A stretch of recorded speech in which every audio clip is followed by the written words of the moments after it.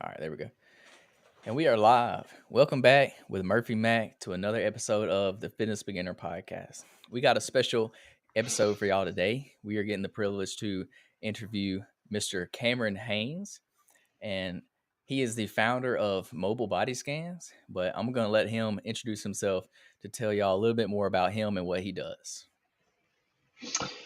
Hey guys, firstly, Murphy, thank you for having me on. Of course. Yes, I'm Cameron Haines, as Murphy's introduced, and I have founded a business called Mobile Body Scans where we use BIA or body scan devices in a per scan hire perspective and lease them or short term hire them to customers here in Australia.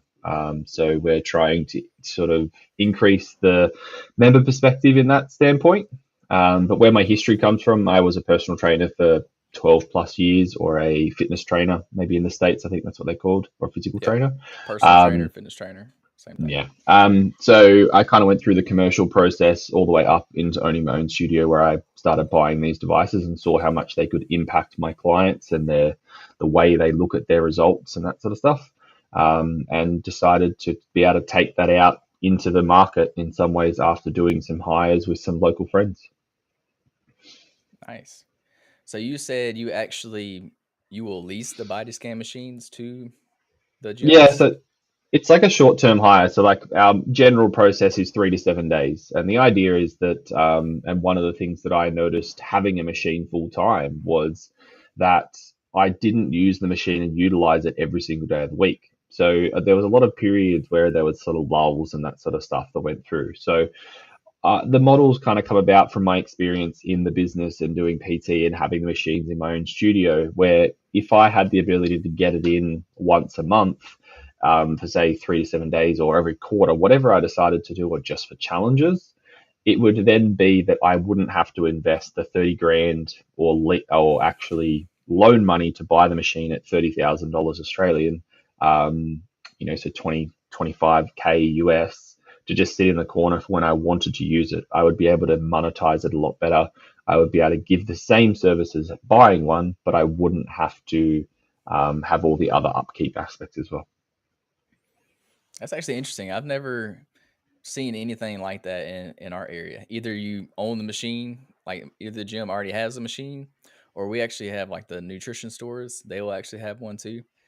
So I've never actually seen like a service for hire, like, kind of like you're offering. So that's pretty unique. I kind of like that. That's a good idea for sure. And that's where it's sort of come about, because I guess businesses that have the need and the want for a machine, 100% they can sort of go through and do it.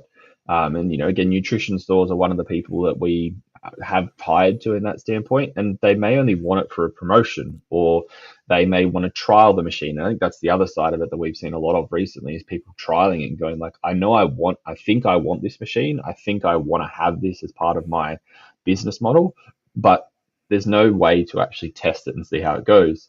The other side of it is I've looked at it and tried to keep the cost as low as possible. So realistically, there is a margin of, at least what we charge the hiring business, they could put on top of our costs. So they're profitable from the first perspective, in comparison to having to loan, say, six, $700, $1,000 a month. In some cases, to have the machine, they could literally hire it off us, and they could be profitable from that straight away in terms of each scan that they do and the service they provide. Yeah, that's awesome. So you said so not just the machine, but you also offer like the analysis part of it too as well. How does that Yeah, work? yeah. So every scan, there's an analysis done. So we provide the back end software on that stuff. Hmm. And depending if the customer wants it or the hiring business wants it, we can also provide a printer. We've kind of gone away from the printer, mainly because it's just an A4 piece of paper. There is now an in-body app that is worldwide, as far as I understand, that all of the data gets pushed up into the cloud, which means that the client stays in ownership of their data as well, which I think is really important, as that allows them to be more in control of it and also have that digital perspective to be able to share it to whoever they wanted to. Yeah, with today's day and age, you don't need paper anymore. Everything's by email nowadays. So Yeah, and I just saw so many clients, they would literally take their piece of paper, they would pop it in their car, and you would see it in their car or that sort of stuff 6 months later. Like they just, what are they going to do with a piece of paper? No one goes home and files it these days. Like this Yeah, device just holds everything for us. exactly. So when it comes to these machines, I know they can detect all kinds of different metrics and things. So what are some of the main metrics that y'all measure for? And what would you say, like, what is the one, like the most important one that you look for? Ooh, the one most important is the hard one, I would say. I Um, know that's kind of gonna depend on the client, obviously, but it does. The main metrics I would look at is sort of the top three. Like there's a little section at the top, which is kind of the top three, which is your muscle mass, your fat mass, and then your overall weight.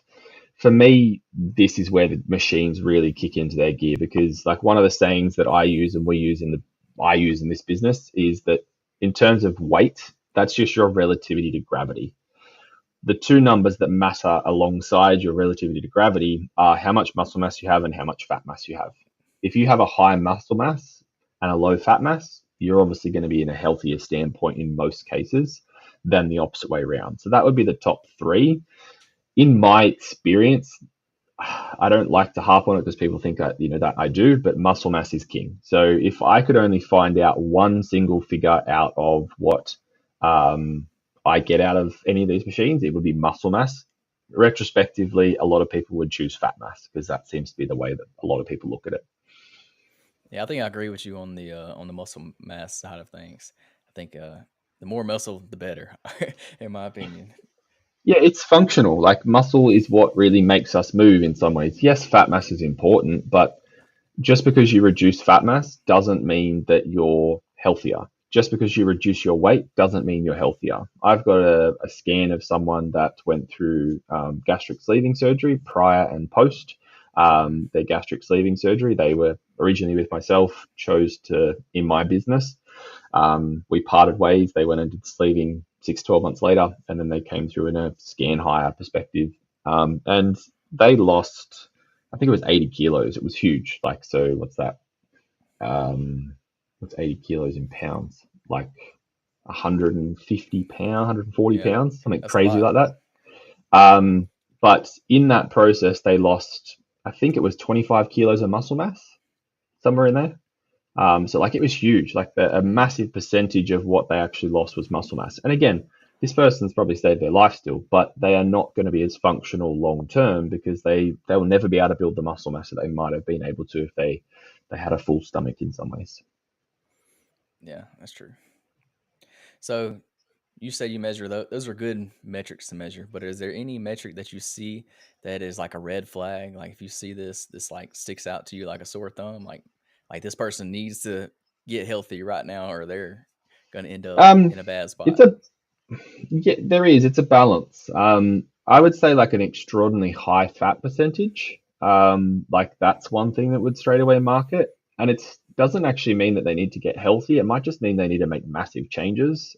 Hmm. Again, there was a recent hire where I was called into the business to help support the hiring business because there was a customer who was a really regular exerciser, but they just still had a really high fat mass.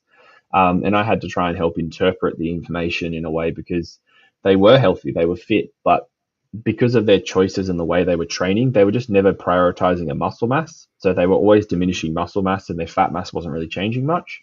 So I'd say, and that was someone, we're talking they were only 70 kilos, 80 kilos, so like 160, 170 pounds or less than that. And they were, I think, like 35% fat mass, which was huge. Like that's big in terms of that way for a female as well. So that would be the one that probably is the easiest one to look at. The other one that I always like to look at is water masses. So the intercellular and extracellular water is something these machines that I use pick up. And if you see a really low water mass, yes, it affects the body fat percentage, but realistically, our body runs on water. So, we can straight away start to see and help people interact better in that way with their health.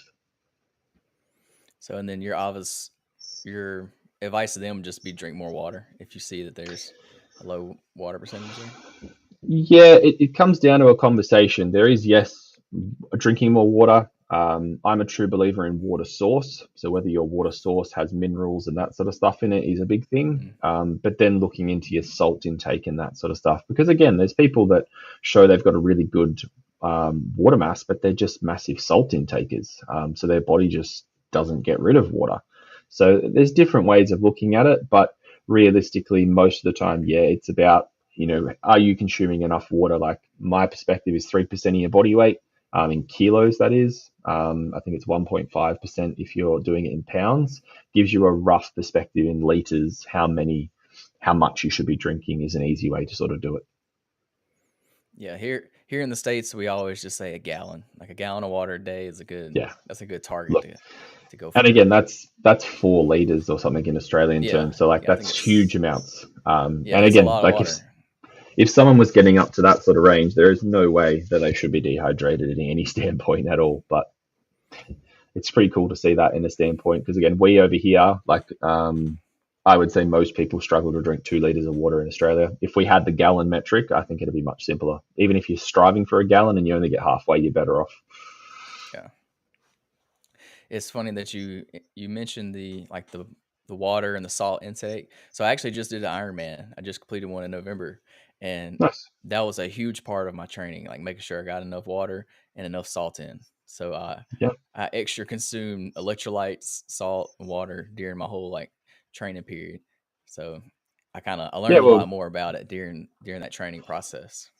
huge amounts. And again, at the end of the day, it's one of the things our body consumes, probably more than we realize in a lot of ways. Hmm.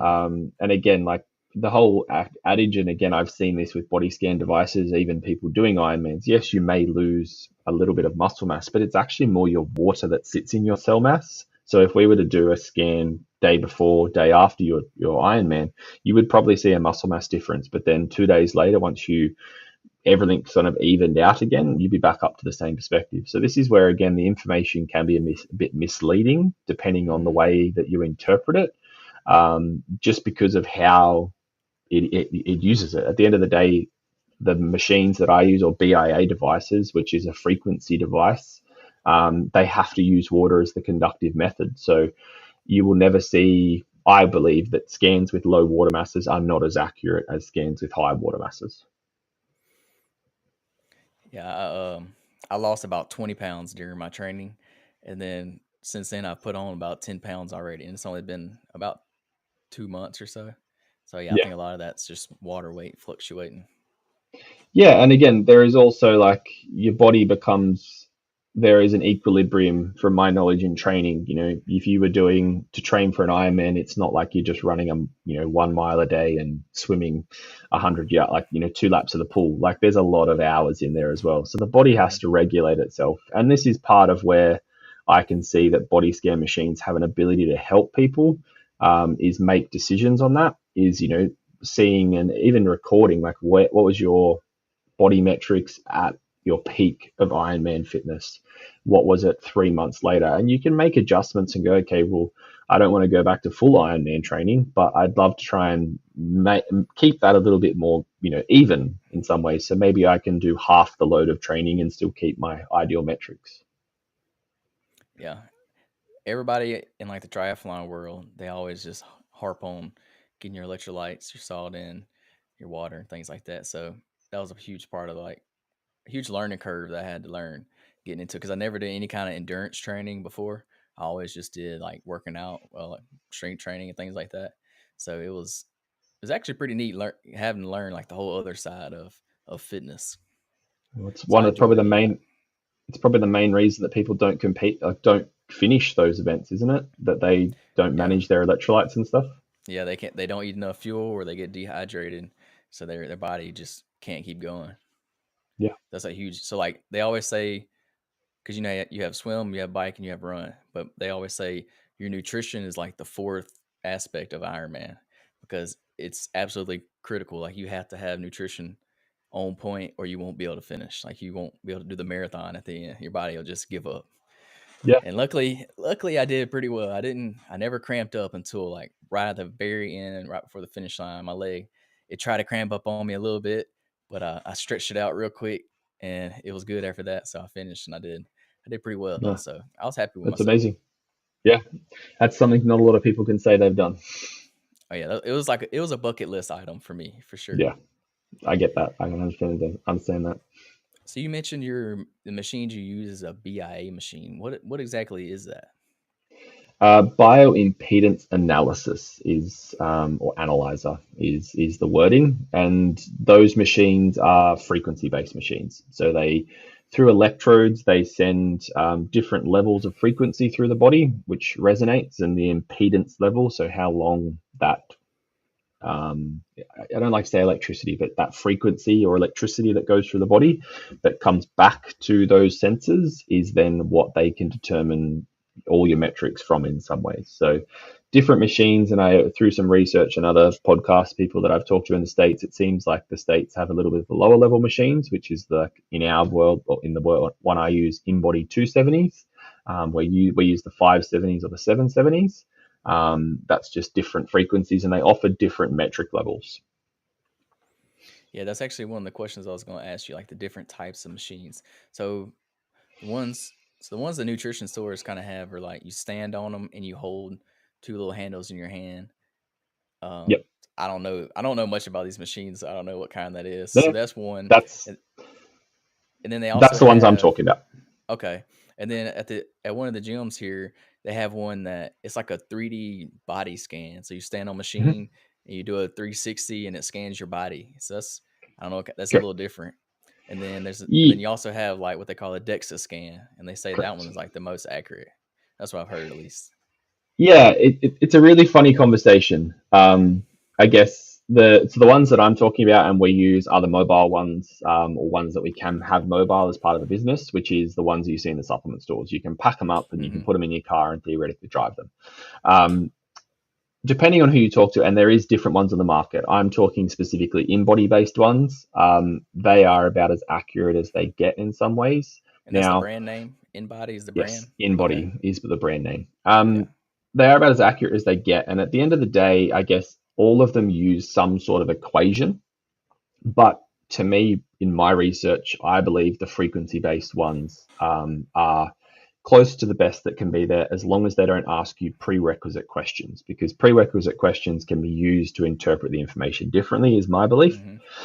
When we look at the ones that are like 3D scanning you, again, they're amazing and they create that model. And I guess this is where they back onto what you mentioned in DEXA. Now, DEXA, I get DEXA is probably it's the gold standard across the board for a long period of time. But interestingly, in my own experience and from a business perspective, I question it in a lot of ways, because at the end of the day, an X-ray sees those tissues as different colors, and then we use equations to go, well, we think that muscle tissue equates to this. Now, if we're talking bone density and stuff, DEXA by far outweighs anything else. But this is where, again, there is always positives and negatives to these systems. And when it comes to availability, ease of use, regularity of use, like you probably shouldn't be getting a DEXA scan or won't get a DEXA scan on a monthly basis or a quarterly basis. It might be annual, where a BIA machine you could jump on weekly, monthly, it doesn't really matter, because just the way the machine works. As long as it's got electrodes at your feet and your hands, you will definitely get a better result out of it. Which again is an interesting thing I found out, that like the home scales a lot of us step onto or have stepped onto, they will only test the bottom end of your body. So the fat percentage that it's actually reading you is only probably to your belly button at best, which is where most of us hold our fat, is above our belly buttons. Yeah, that's interesting. I didn't realize that the home skills would do that. I just have like a Yeah, generic basic one that just does your weight. well, if you think about it, like your two electrodes, so there's even ones you can have as the handhelds, because the frequency has to go between the two electrodes. That's all that it can Hmm. test. So it tests the quickest path between those two electrodes. So I have seen people, and I know of someone who hired our machine back in the early days. They would do both. They kind of got around it in some ways. They would do a handheld device and then get someone to stand on a standing device, and they would like average it. But again, like it's an average. It's probably not as accurate as it could be, but it's one way to get around spending 30 grand. And that's partly where this business came about, because we offered it on that cheap rate and they were then able to offer that inside their business. So, on a scale from like 0% to 100%, how accurate would you say one of these machines are? The wording is in the 99s, 98s in that standpoint. Again, the more I've done some of these conversations, the more I've personally contemplated it and thought about it. And realistically, it's all an equation. It's all a thought process. I don't think we can ever be 100% specific. The Hmm. newest of them in-body machines is getting pretty crazy. Like I tested it in Queensland here a couple of years ago, and it's supposedly within a couple of percent of a CT scan, which is that to me is where I look at and I've learnt is the truest gold standard. But we're not. No one is going to have access to a full body CT scan, and you're not going to go through that process for many reasons just to get your body fat and your muscle mass percentages in some ways. Hmm. So would you say these machines are more accurate than the old school skin caliber test for like body fat percentage? For Yeah, sure. massively. Because I would say purely just on one reason, a lot of our fat mass is not in our skin. So we've got visceral fats, we've got brown fats, we've got white fats, all these different things. Most of that is not in the top layer of our skin. Just if you're dehydrated, you can get a much skinnier skin fold, and that's because your cells aren't as engorged. So it's a good method from the 1950s or whatever else. But realistically, in this day and age, and for the ease of use, 100% these machines are much better. Yeah, I kind of figured the same, but I still see some people using like an old skin caliber machine. I'm like, I feel like that's a little outdated nowadays. I think it comes down to some standpoints of that, like it's the history, right? And it's a way that people can compare to maybe their idols in a lot of ways. And also it's availability. Like a skin fold caliper off Amazon is what, like $10? Like Yeah, it's cheap. that's yeah, that's a good way to look Um, at it too. but the pace I would say, and like I did a skin fold course way back in my perspective, and it was seriously hard, like to know exactly that you've got the skin and not the subcutaneous. Like there's all these different things, and it's like it's a tough thing to do. And if you don't have the caliper on the right angle, like there's just so much margin for error. Is one other thing I would say if that's what people are using as their metric. Like it's great to get a ballpark, but I would never use it as a true guidance in that standpoint. Yeah. So I know we mentioned gyms a little bit and we mentioned nutrition stores. So what kind of gyms would you recommend you use one of these body scan machines? Like any kind of gym? Because you have like CrossFit gyms, strength training gyms, beginner level gyms, nutrition stores. So what are some other kind of gyms that you would recommend that could see benefits from using these machines? I would broaden that to say any business that cares about their customers' results and being able to display to their customer what is actually going on in their body. So we go out into allied health, we go to nutritionists, life coaches was a recent one that I've recently done as well.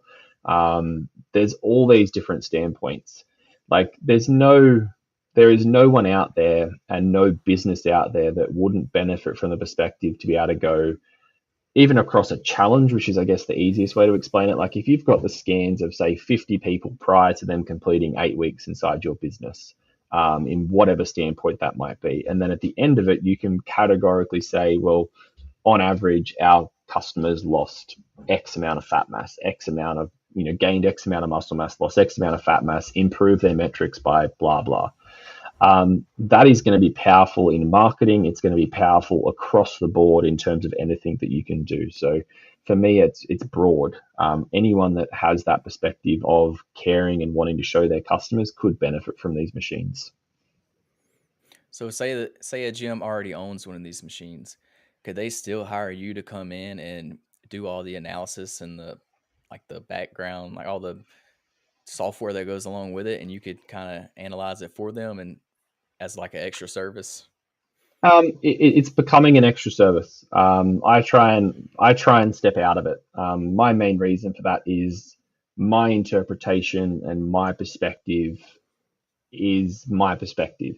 So one of the biggest points I saw from when I didn't have a machine in my own studio when I was sending people out to get scans was my customers would come back with an interpretation of someone else that had a different viewpoint. And like I had the experience of this when I was doing interpretations for another client.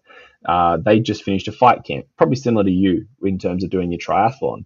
Um, Mhm. I didn't know what they just trained for though. So I looked at their before and after. I'm like, well, unfortunately, you've lost some muscle mass. And straight away, I'm on the negative side, right? When I didn't realize this person had done fight camp. They didn't care about muscle mass for the past 9 weeks, 12 weeks.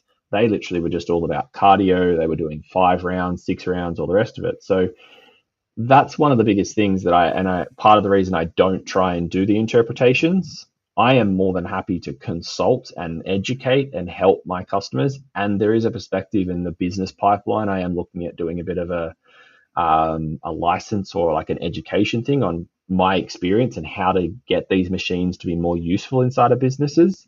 And part of that is upskilling staff. But it's a new perspective I'm looking at that I've learned in the past sort of 6 to 12 months, because there is a definite hole in the market there where these machines are just probably underutilized.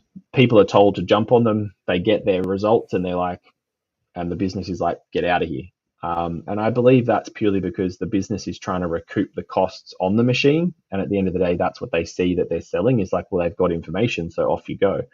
When realistically, that customer's asking for connection, they're asking for interaction, and they're sometimes even asking for guidance and being like, well, I've been killing myself, and for yourself in a triathlon perspective, like I just did a triathlon, but I haven't lost that much weight, or I've lost so much weight, I don't know what I need to do now to maintain this. Like, and that's where a professional should be stepping in or coming in and helping out that customer.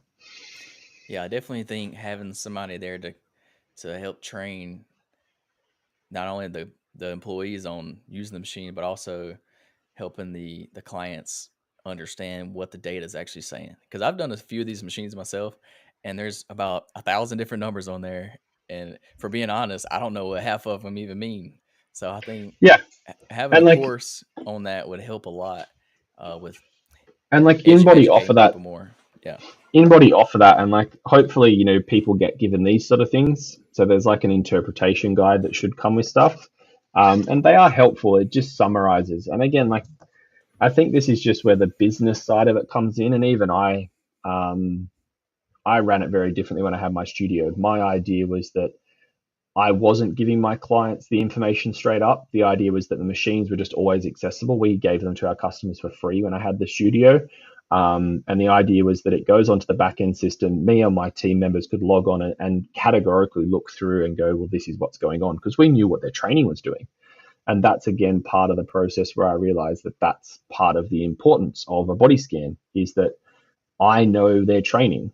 So it's different if a random person off the street just came in and wanted to get a scan. I'm just more inquisitively asking questions, and I just guide them through the information. But when there's a person that's doing a course or doing a program through someone, realistically, they are on a curve of what they should be getting out of that program. And that's where, again, I can see how the interpretation is where the truest value is. And that's where, again, these costings of the machines comes in. Like a scan isn't that expensive in some ways. It's use of the machine. What people should be looking to and paying for is the interpretation and the level of interpretation that goes along with the use of the machine. Yeah. So besides the interpretation side of things, or what else are you trying to do with y'all's business, say in the next 5 to 10 years? You mentioned y'all want to kind of provide like a course or education for that side, but are y'all looking to expand? You trying to come to the States, or you want to stay locally in Australia, or what's the goals for the Um, next few years? I definitely don't see international growth. Maybe like licensing my idea into might get to an international growth sort of perspective, in terms of that anyone who has a machine could do my model. There is no reason they couldn't. It's just the application of it. And I do believe there is definitely some proprietary perspective of what I've learned and how to interact with the customers, and the businesses. Um, I would love to sort of, I think the costs will be prohibitive in terms of franchising, but I can definitely see the license side of it, or even education through a course, being the way forwards that this will go in some ways, because I just can't I can't be on the road. Like we've got 3 machines at the current time, and I can spend 25, 30 hours in the car just shifting those machines around. So that's going to be the prohibitive standpoint of it, is that you need machines locally. There is a brain idea that I don't know how it would work, of like just having a machine in a storage unit, and that, people literally have the ability to access the storage unit. But I think there's some risks associated with that I don't think I'm willing to take. Yeah. I think an online course is a good way for you to expand the business, so you can reach those other sides of the world, the different countries, with providing them that service of the course, teaching them how to use the machines properly, how to interpret the data and the analytics and things like that. So I think that'd be a good little Yeah, uh, and I will venture mention, for the like, business. 100%. I will mention that InBody, and like most businesses that people purchase machines through, they do have to do an InBody, like a certification course. So Hmm. for people that are listening and going to these things, you can't theoretically just buy a machine and just put it in your garage and have no information. The people that have these machines should and will have had to do some sort of interpretation course. It more just comes down to, and any course I would be providing wouldn't be as much in would be in that, but it would also be how to utilize it in the business aspect would be Yeah. the biggest things. And helping a business or B2B perspective go, okay, well, how do I make this work? And skipping the steps where I missed, just buying them and learning that process. So we're up on the 30-minute mark. Are you good with that? You I'm good to happy keep to keep going? going. Doesn't bother me. Okay. I just want to respect your time. No, that's all good. So you pretty much answered all the questions I had about the body machines. Is there anything else regarding the body machines specifically you'd like to tell everyone? I think we sort of covered it all. Like, there's the key points of, like, I guess the take home things, like the home machines being maybe not as accurate or very inaccurate. There's a lot of different standpoints. I guess the one other thing that's a real big conversation point is BMI. I recently did some more research into this and never realized that it was so archaic. Like BMI, which is what a lot of people go off, was actually Hmm. initiated in the 1800s. So why we are still using that in 2024, I don't even know. There's actually a really bad racial perspective of why BMI was created, which I didn't know. I was originally under the interpretation it was done around the world wars. But that's kind of part of the other thing, is that we need to get away from BMI, our relativity to gravity, and start looking at our health in a very different way, because we have the technology to do this stuff now.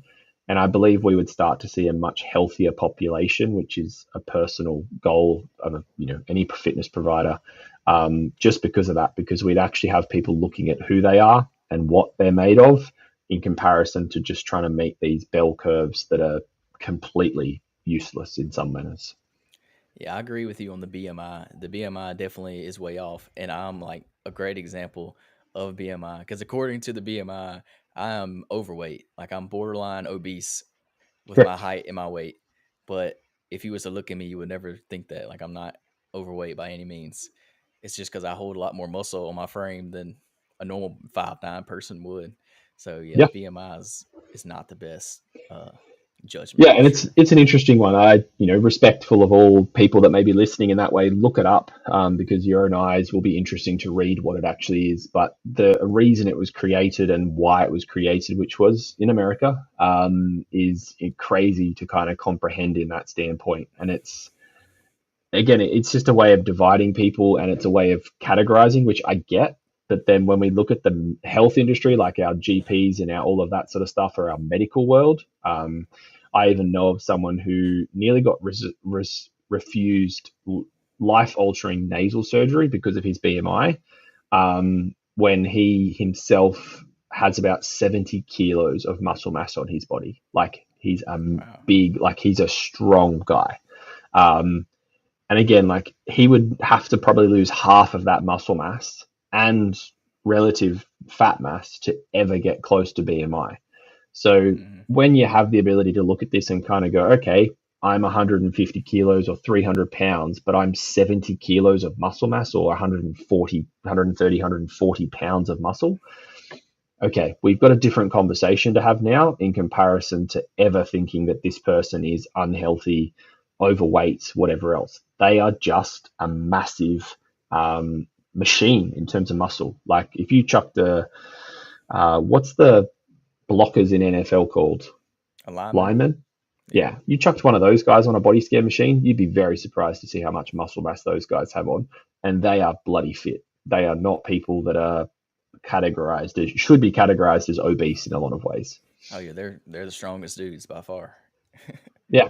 And again, if we looked at a metric wise, you'd be able to, and I guess that's one other thing that I do like about these machines is you could go from that to an outside running person or even a triathlete, and you could go, well, okay, you both are from very different disciplines, but you are both showing us that you have a solid metric in these and a solid metric in that.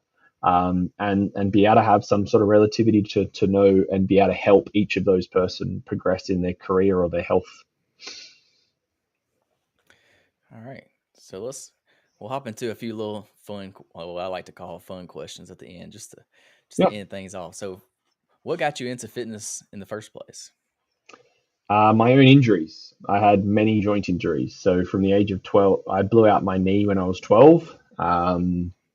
Probably before that, actually, I think in a little push bike accident. But I've had 3 knee surgeries, shoulder, hip surgery. So for me, my journey was very much around helping people and be able to trying to create a limitless environment for people to grow into what they wanted to. Awesome. So you didn't have a choice. You had to learn fitness to kind of just for recovery standpoint. Yeah, I kind of got pushed into it and had my own. My parents, fortunately, got me a trainer and that sort of stuff. And I saw the importance of it. And I guess hand up, I didn't do my recovery as good as I could have in a lot of ways, but I was Yeah. so young. You could never ever tell me at that age, or I don't think you'd ever tell anyone at that age that, it's going to be impactful in your 20s and your 30s and your 40s and etc. if you decide to be lazy now. But yeah, I definitely had to learn this perspective, and also because of all the appointments I had to go to is where I upskilled. Like I don't have university degrees and that sort of stuff behind me or college degrees. I've had a truckload of on-the-job training, whether it's my own body or then through the thousands of clients that I've assisted and helped over the years. I've learned a lot of information just from those people. Yeah. So if you had one piece of advice for people that are either wanting to start the fitness journey or just started their fitness journey, what would that advice be? This one's a funny one. And people a lot of the time think it's because I what the business I do. It's understand who you are. Do not go into a journey with this preconceived idea that you want to lose 50 kilos. Unless you know your fat mass, your muscle mass, your water ratios, all that sort of stuff, you should not be having a weight based goal at all. And even in terms of fitness, a preconceived idea that you're going to run a marathon, you have to look at your history, you have to look at your ability. All of those sort of things are massive. So for me, it's engage a professional that has understanding or look into truly understanding what your journey looks like and start small and progress into it. Don't go into it. I'm sure for you didn't go into it straight away from your first effort, like I'm going to do an Ironman. You had to figure out you could run a marathon prior to doing that sort of stuff. Yeah, I definitely I ran a few little smaller triathlons before I did the Ironman. Yeah, Um, but yeah, I always like to say before you start a fitness journey, you should do a self assessment. So yeah, good understanding wording. your weight and all that, like what you mentioned, all of that would be part of that self assessment. This will give you a good starting point, a good understanding of like where you're at and where you're trying to get. That way you can have point A to point B and you know how to get there. Because if you don't know where you're starting at, then you're kind of like you're up the creek without a paddle. Like you're trying to get somewhere without a roadmap there, and you're not going to do. I mean, yeah, you may figure it out eventually, but it's going to take you a lot longer than it would if you would have figured it out from the get go and had that, like you said, professional advice or just knew exactly what you needed to do to get to your goal. Yeah, and I love that wording. That is an amazing answer because I can see it's so clear and concise, but also you don't have to have professionals involved. If you were able to gather the information, and even in that you could see if you gather these 3 points and you self-assess on these 3 points, that might be all you need. But I really like your wording there in that standpoint. Yeah. All right, so it's not kind of the same question, but instead of fitness related, we'll say if you had one piece of advice to give somebody that wants to start a business, like an entrepreneur, somebody that doing what you're doing is started your own business and now you're trying to grow and expand, what would be that one piece of business advice? Mine would be passionate about what you're doing because business is hard. It sucks. There's many ups and downs, and at the end of the day, you need to be passionate to get through the lows. There has been a period of time where I thought I would just fold this business in some ways because I just wasn't able to get the interaction that I needed in some standpoints, but it's grown past that now. So if you didn't have the passion behind it of wanting to help people or whatever it might be, um, you I don't think people will survive in that standpoint through business. It's a tough gig. Yeah, that's true. You definitely have to love what you're doing. Because I actually I actually did a little personal training at one point, and I just it just wasn't it for me. Like what I want to do, I know I want to do fitness. Like I love fitness. That's why I do the podcast, and I've started to make some fitness content. Like I'm making some YouTube channel videos and things like that. But I realized that actual personal training is not necessarily my passion. It's more of making the content to help people. So it's kind of I'm still helping people in a way. It's just a different medium of helping people. I'm not actually coaching them. I'm 100%. just doing the content. So it took some trial and error to kind of figure that out. So and now we're on the podcast now, and this is what we're doing. So Exactly. And I can really look at that. And again, where I've gone to with this business is partially that. Like I was just, I've got a young family now, so doing 4 a.m. starts and 9 p.m. finishes, you can't do it. And again, like I did that for 12 years. The passion was there for me to want to get up and do that for so long, but there's only a length of a certain time period you can ever do that, and that's where the passion changes. And I guess you can keep that root cause of like I still want to try and help people, but I am not going to put my body and my life at the detriment of that in any more in some ways. So again, great wording from you. yeah, that's about all I got. Is there any questions that you wanted to ask me specifically? Um, I mean, definitely inquisitive. Like when it came to the triathlon and that sort of stuff, what was the hardest or the biggest componentry? You mentioned electrolytes, but outside of that, is there any other areas that I guess you really took out of that journey? I learned a lot actually. So I didn't have any background in swimming, biking, or running. So I learned literally three whole sports basically. So that was huge. Um, One of the biggest components of doing the Ironman was just the amount of time that's required to do it. So I like the hours that I put in to train for it was a lot, like way more than I ever expected. I basically trained 7 days a week for months. It was a lot of time and effort, and it would be very hard for like I don't have kids or anything yet, so luckily I had like the time to do it. But it would be hard for somebody that was working a full time job, have kids, things like that. So the time was a huge component of it, and I have a lot of respect for all the people out there that do Ironmans that do have kids and things like that because I know that they're making a lot of sacrifices. I had to make a lot of sacrifices for things that I enjoy, like all my hobbies and things. I pretty much cut them all out. I didn't do anything but go to work and train for the Ironman. That's all I did from It is your basically hobby. from yeah for like 10 months. That's all I did. Yeah. So that was a huge component. Um, Yeah. My older brother's started to get into it. I don't think he's done an Ironman yet, but I know for him, even it was like his bikes and runs were commuting to work. oh Like, yeah, it's finding he's got 2 kids. It's crazy to hear some of the stories that come out of it. He'll drop the kids off in the city, park the car on the outskirt of the suburbs and then run back in. Like it's crazy. Like it just interests me because like I know of how much time commitment people put into it, and it's that end goal. Except for like ticking it off a bucket list, it's a crazy objective to go into in that standpoint. And the people that do it professionally, man, are they absolute animals? yeah. Them dudes are freaks. They're on a whole nother level. Yeah, they to they take extreme. They take like a professional sport to a whole nother level because yeah, most professional sports you only train for one sport. Like you do one thing and that's it. But when it comes to triathlon and Ironman, you're literally training for three different sports. You have to get really, really good at all three different sports, and they're all completely different. Like, yeah, Yeah. they're all endurance based sports, but as far as the techniques and the body parts that you're using, they're all completely different. So you have to really hone in on each specific, uh, what's it called? Each specific Discipline. part of the race. Yeah, Yeah. discipline. That's the word I was looking for. Yeah. No. Crazy. Congrats on doing it. It's just something I Thank definitely you. know I won't be doing. Oh yeah, it was a huge accomplishment. I'm very proud of it. And I'm honestly, I liked it so much. I'm probably gonna do another one. I've already decided I'm gonna do another one, but I don't know when. Like I have another goal of I want to do a bodybuilding show as well.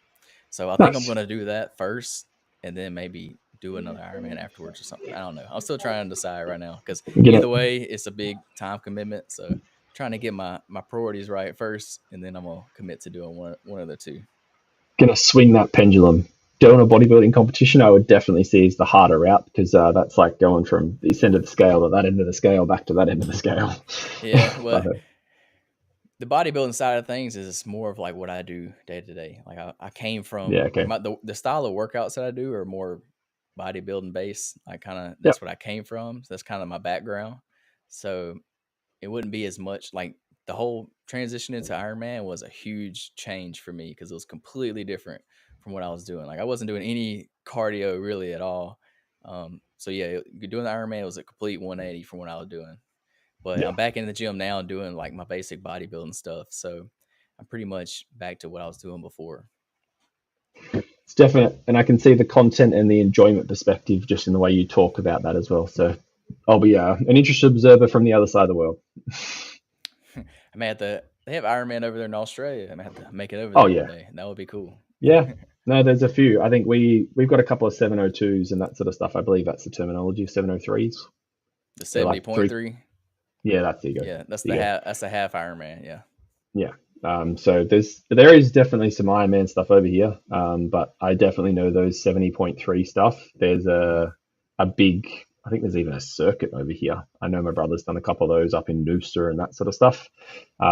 So yeah, it's a worldwide thing. I think I believe my brother's goal is to do the Masters at the Hawaiian Ironman, something like that. Yeah. So Um, in Kona, Hawaii, that's where they have the world that's one. championships every year. So Yeah. that's probably what he's talking about. Yeah. But No, that there's one you have to qualify for that one. So you have to correct. yeah come in a certain position. It's kind of like the Boston Marathon. You have to qualify for it. So Yeah. You that's can't a big just sign goal. up. Yeah, that's a big goal to have. Is to if you qualify for Kona, that's a pretty big deal. Yeah, well, again, that's I know in his world, that's his life. That's what he does. Like he's, as you say, he got rid of all of his hobbies. Like apart from his family and his kids, it's Iron Man. Yeah, yeah. Ironman is your Um, hobby at that point. you know, That's all it's you have time to do. the bike bits, the running, the all the rest of it. It's all there in that standpoint. But again, I get what you're saying. It's a interesting multiple disciplinary aspect, and again, you got to be good at all of it in that way. Hmm. Well, all right, man. It was I enjoyed our chat today. I enjoyed learning about the body scans. Honestly, I don't know anything about those little body scans, so I actually learned a lot today just sitting here talking to you about it. Uh, Yeah, and I always offer it. If you get one done and you do want to have a chat, feel free to reach out. I'm really interested to sort of see the differences and also experience what people on the other side of the world are being told or interpretations, because again, that really grows my knowledge and ability to help my own customers. yeah, anytime I've ever had one, I never had the person kind of explain it to me. I've always just gotten my results and I've looked at it myself. I've never had somebody actually go over it with me. So I think that Yeah, would be pretty good, uh, pretty eye opening to have somebody like explain each and every point to me. yeah. There's definitely a lot of metrics behind it. So if you're interested, let me know. Let's organize a time and we'll have a chat with it. Of course. So before we let you go, I want to let you plug all your social medias, the business, let everybody know how they can get in contact with you or learn about what else you do. Yeah, for sure. So mobilebodyscans.com.au is the best place. Our social medias and stuff is all mobile body scans local. So it's like mobile body scans New South Wales ACT. So we're trying to segregate that a bit, but mobilebodyscans.com.au is where any of our courses or any of that sort of stuff in the future will all be listed on that website. Awesome. So yeah, y'all go check him out. But that's gonna do it for the podcast today. Y'all don't forget subscribe to the podcast channel on YouTube, and leave a like, comment, review on your podcasting service, whether that's Spotify, Apple Podcasts, wherever you listen to your podcast at. But until then, we'll see y'all next week in another episode of the Fitness Beginner Podcast. Y'all have a great day.